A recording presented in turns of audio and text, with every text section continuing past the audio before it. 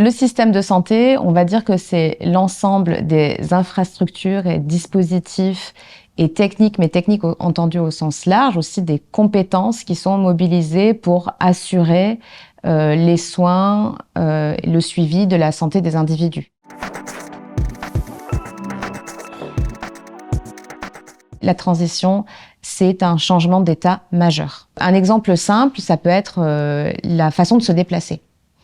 Aujourd'hui, on peut voir qu'il y a des personnes qui ont vraiment fait évoluer leur façon de se déplacer et qui avant ne se déplaçaient qu'en voiture, par exemple, et maintenant font beaucoup de commodales, vont utiliser beaucoup de vélos, plus de marches, parfois un peu de voiture, mais aussi des transports collectifs, etc.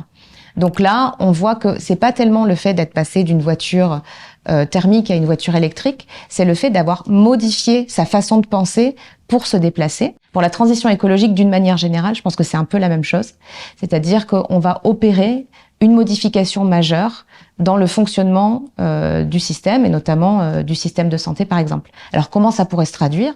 Ça pourrait se traduire par un système qui, aujourd'hui, s'appuie énormément sur le curatif et qui accueille les personnes qui sont, entre guillemets, déjà malades et qui pourraient davantage s'axer sur le préventif et donc s'occuper en avance de phase de la santé des populations davantage pour leur permettre, par exemple, de tomber moins malades. Aujourd'hui, si on veut atteindre le net zéro en 2050, c'est-à-dire l'arrêt des émissions de carbone d'ici à 2050, on doit baisser de 80% nos émissions. Alors 80% parce que les 20% restants seront absorbés par des puits de carbone naturels, etc. Donc pour atteindre cet objectif, on ne pourra pas juste avoir quelques mesures de décarbonation. Pour vous donner un exemple, aujourd'hui, il y a une étude de Carbone 4 qui est sortie qui montre que même si on a un comportement individuel héroïque, en fait, on ne parvient pas à atteindre les 2 tonnes de CO2 par an. On est plutôt autour de 3 à 4 tonnes de CO2 par an, même si on est végétarien et qu'on ne prend pas l'avion, par exemple.